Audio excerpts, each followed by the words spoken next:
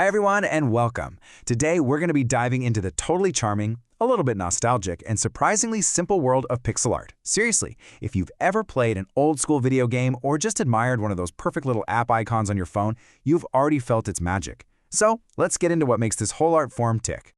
So, let's kick things off with a little question. What in the world connects those classic 8-bit games from back in the day with the slick little icons you tap on your phone without even thinking about it? Well, the answer is the humble but oh so mighty pixel. And that's exactly where we're going to start.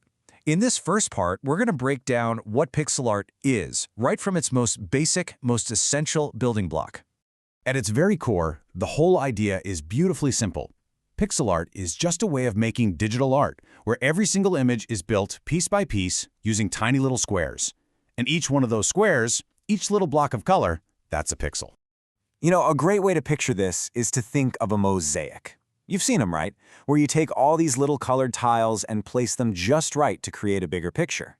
Well, pixel art is pretty much the exact same idea, but your tiles are digital and your canvas is a grid on a screen. Every single one of those squares is placed with purpose.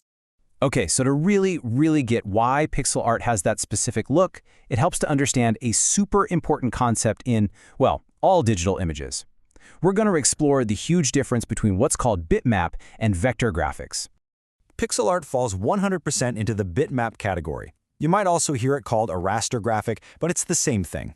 And the name kind of says it all. It's literally a map of bits. A fixed grid where every single pixel has its own specific color and its own specific spot. Now, this whole fixed map idea leads to a really defining feature of bitmap graphics. So, what do you think happens when we try to take an image like this and make it bigger, like way bigger? It gets blocky, right? Or pixelated. And that's because you're not actually making the image sharper or adding detail.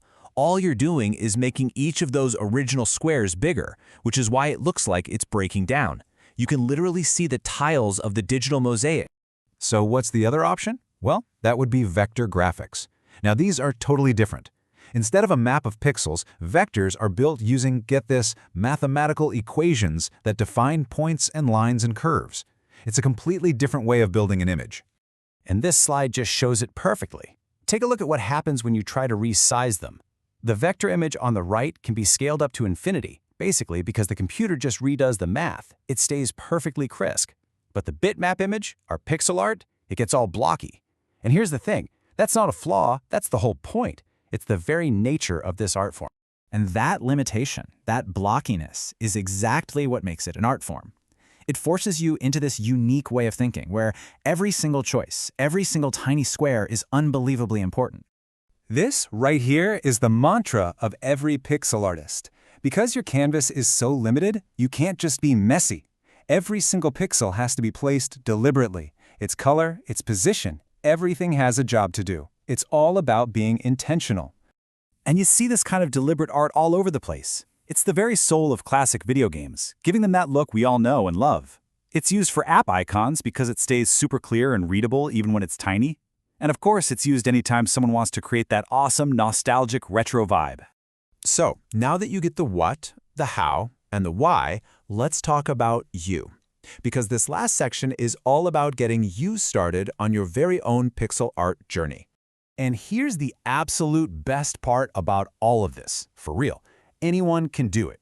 You don't need to buy expensive software or some fancy drawing tablet. It is genuinely one of the most open and accessible ways to start making digital art, period. And getting started could not be any simpler. I'm serious, it's just 2 steps. First, just find a tool. There are tons of free pixel art websites and simple programs out there. And second, just start making stuff. That's it. Don't worry about creating a masterpiece. Just start placing those little squares on the grid and see what happens. It really is that easy. And that's the beauty of it. Every huge castle, every brave hero, every incredible landscape you've ever seen in pixel art, it all started the exact same way, with just one single colored square. So the only real question left is, what world will you build, one pixel at a time?